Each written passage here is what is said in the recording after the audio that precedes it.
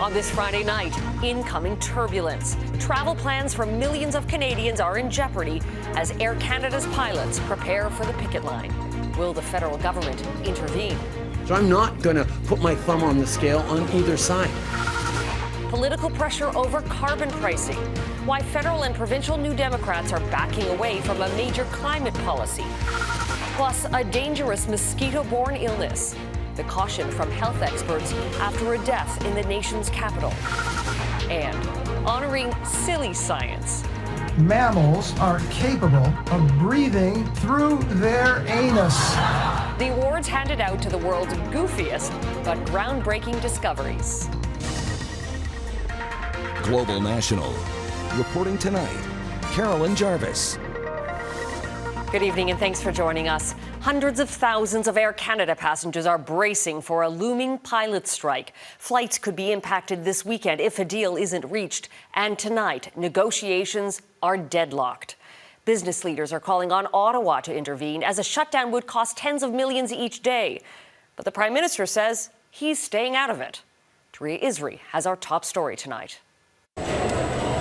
If Canadians wanted assurances a strike would be averted, they did not get that from the Prime Minister. I know every time there's a strike, people say, get the government to come in and fix it. We're not going to do that. I'm not going to put my thumb on the scale on either side.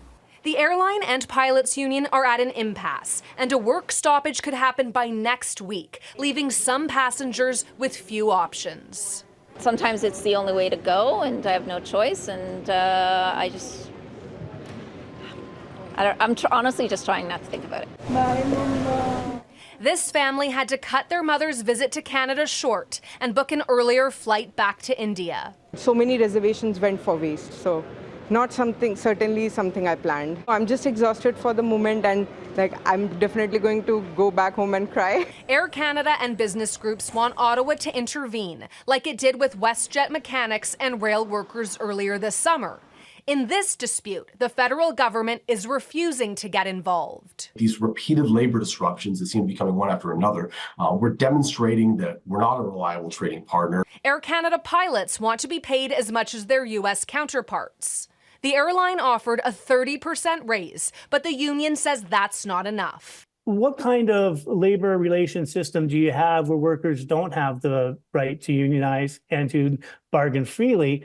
And do you really want pilots who are flying hundreds of people, 35,000 feet in the air, to be unhappy? Air Canada Cargo has already stopped accepting certain items, like live animals and perishable food. A Desjardins report found that if a shutdown does go ahead, it could cost the Canadian economy an estimated $90 million a day. Carolyn? Taria Isri, thank you.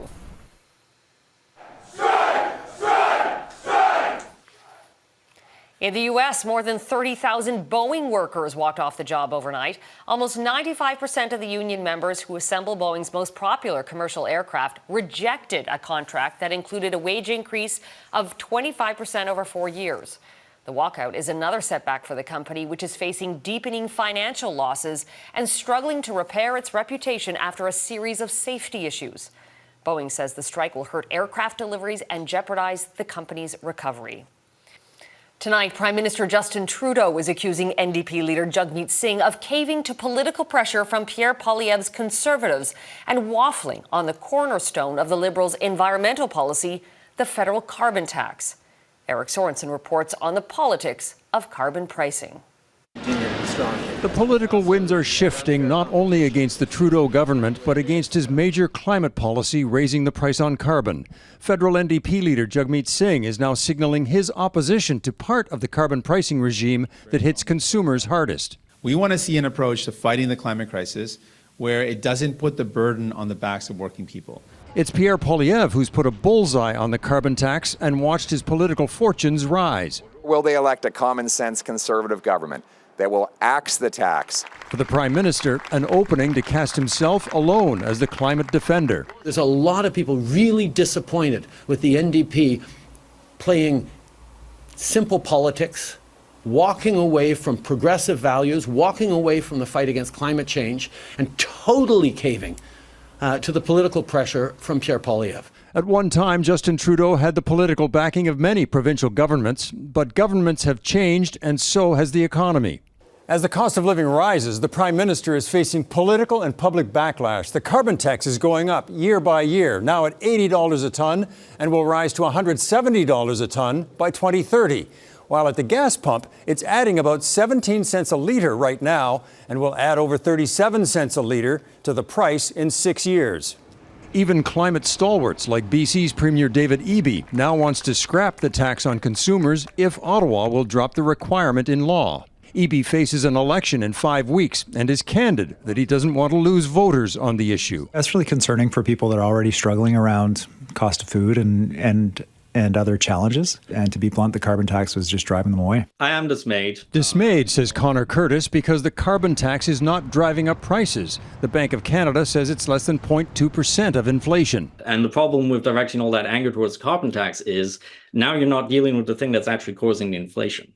The massive subsidies to oil and gas industry, the issue of inflation caused by corporate profits. If there's one place Trudeau hopes will stick with him to fight climate change, it's Quebec, where a crucial by-election takes place on Monday in Montreal.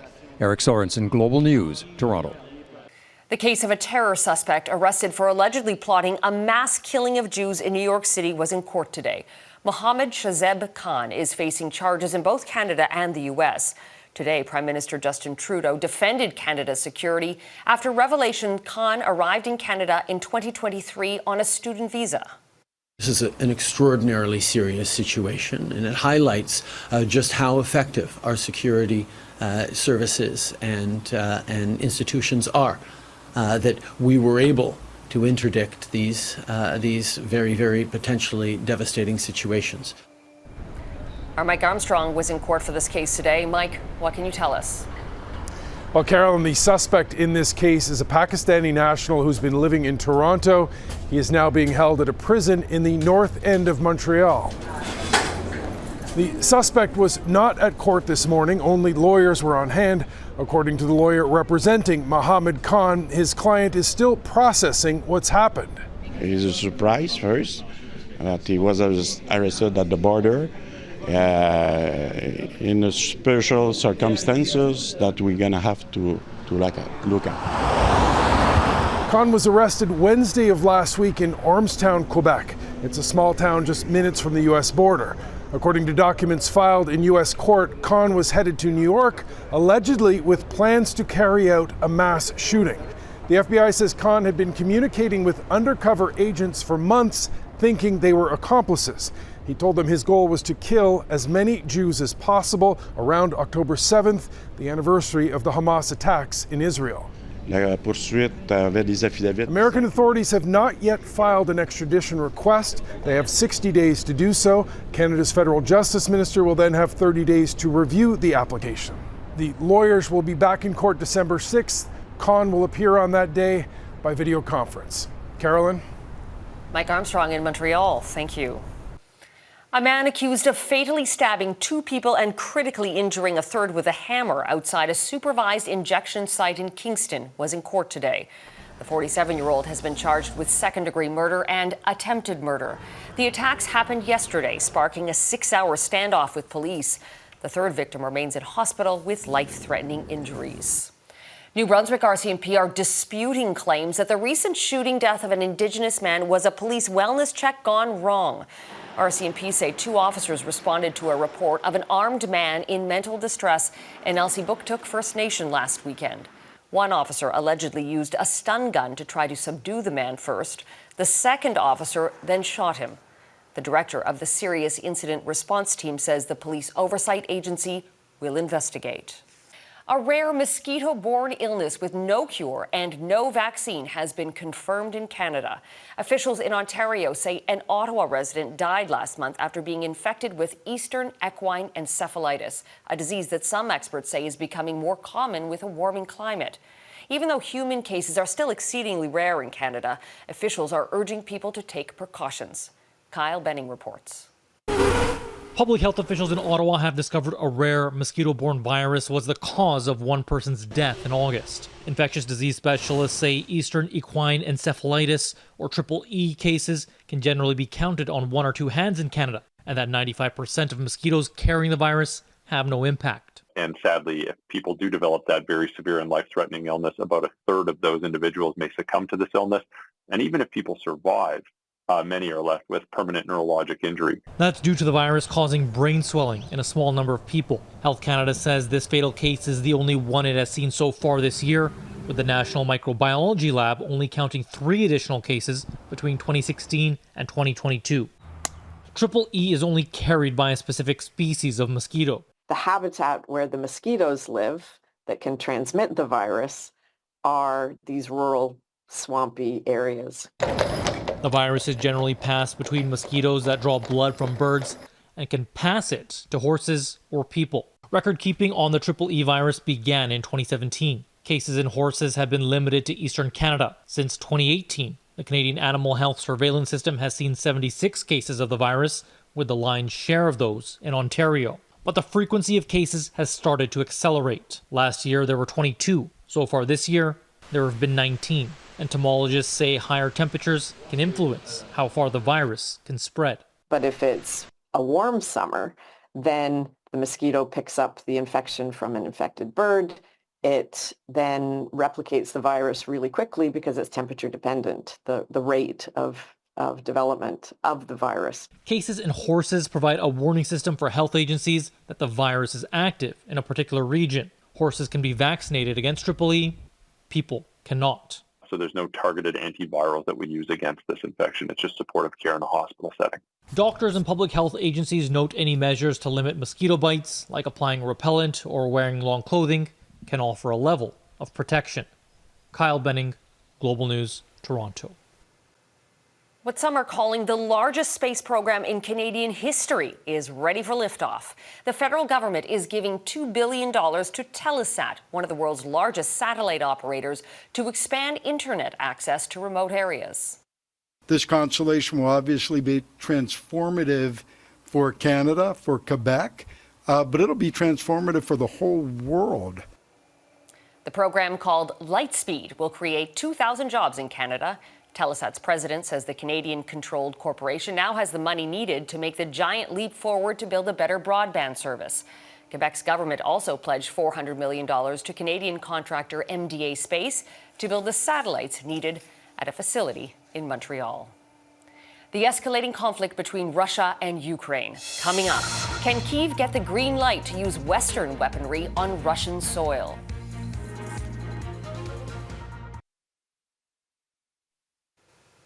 The Toronto International Film Festival will not be screening the documentary Russians at War tonight, nor this weekend. TIFF reversed course and pulled the film over what it calls significant threats to festival operations and public safety.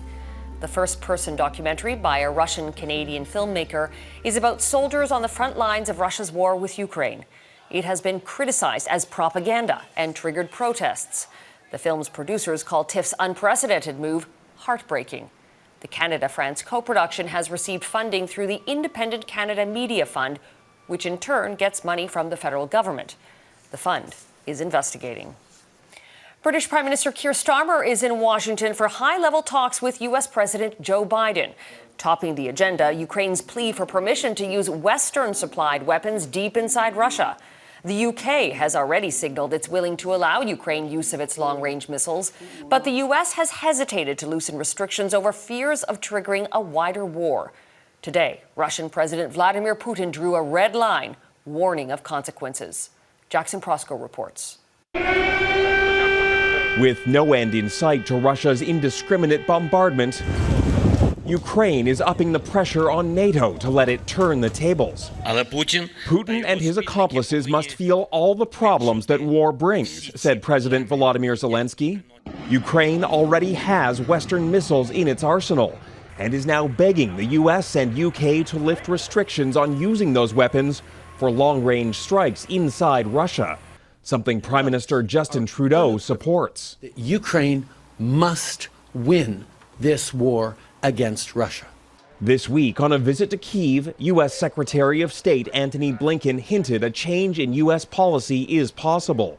We have adjusted and adapted as needs have changed, as the battlefield has changed, and I have no doubt that we'll continue to do that. That prompted Russian President Vladimir Putin to deliver a chilling warning about the consequences of any strikes with Western weapons. This will mean that NATO countries, the United States, and European countries are fighting Russia, he said.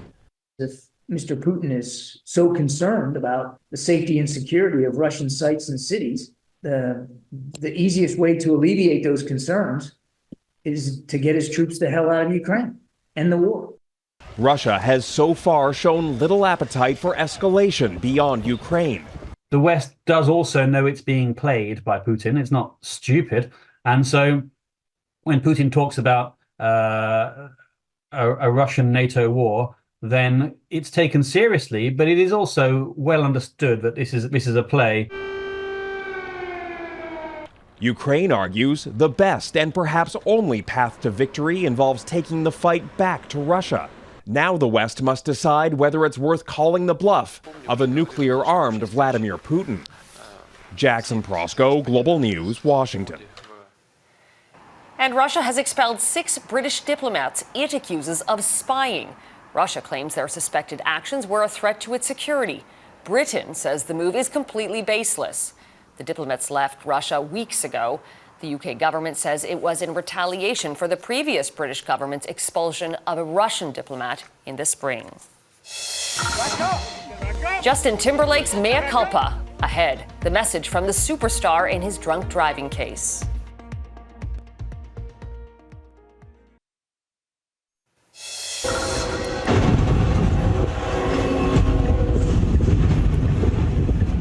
Dashcam footage captured the moment a freight train plowed through a U.S. Army vehicle in South Carolina Thursday. A semi-trailer carrying the howitzer became stuck on the tracks, the driver reportedly escaping only moments before impact. No one was injured. Pop superstar Justin Timberlake pleaded guilty in connection with impaired driving charges today. The 43-year-old struck a deal with prosecutors to avoid criminal charges after being pulled over for drunk driving in June. Police stopped him after he ran a stop sign in New York and refused a breathalyzer test. This is a mistake that I made, but I'm hoping that whoever's watching and listening right now can learn from this mistake. I know that I certainly have. Timberlake will pay a $500 fine, do 25 hours of community service, and have his license revoked for 3 months. 2 men have been charged with burglary after one of Banksy's best-known artworks was stolen from a gallery in central London last weekend. The iconic Girl with Balloon painting was recovered by London's Metropolitan Police this week after being stolen in an overnight heist Sunday. The limited edition print by the mysterious British street artist was worth a reported £270,000, or more than 480,000 Canadian dollars. The alleged thieves are set to appear in court next month. And we are hearing for the first time tonight from the unwitting purchaser of that stolen portrait of Winston Churchill. Nicola Casanelli, an Italian lawyer, bought the portrait at auction without knowing it had been stolen. The famous photograph of the wartime British Prime Minister was taken from the lobby of the Chateau Laurier Hotel in Ottawa sometime in late 2021 or early 2022. A 43-year-old Ontario man is facing charges in connection with the crime. I mean, it's something you never think that may happen to you. It's like jumping in a Agatha Christie novel or jumping in an incredible thriller movie. No, it's a big surprise, of course. Casanelli has replaced the real portrait with a $50 replica, which is now hanging on the wall in his living room. From pigeon missiles to drunk worms, we'll have the winners of this year's Ig Nobel Prizes next.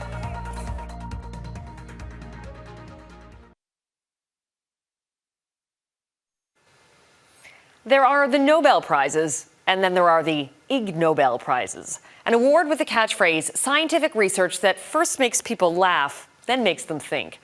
Well, the winners this year were announced last night, and I can't read them with a straight face, so here's Heidi Petracek. Oxygenation through the intestine. You may not have wondered it before, but now Japanese scientists know some animals can breathe, well, through their butts. Thank you so much for believing the potential of anus. The researchers among the winners of the latest Ig Nobel Awards. 44th annual awards were handed out by actual Nobel Prize winners. 10 recipients narrowed down from thousands of nominations. The prizes are unusual. They go for things, any kind of things, that make people laugh and then think. Canadians were shut out this year, but among submissions that did make the cut, U.S. research from the 1940s that used an empty paper bag and a cat to spook dairy cows. To see if the cows would shoot milk. The cat later deemed unnecessary. The study, a favorite for the award's founder. What do you mean, why do I like that one? What kind of question are you asking me?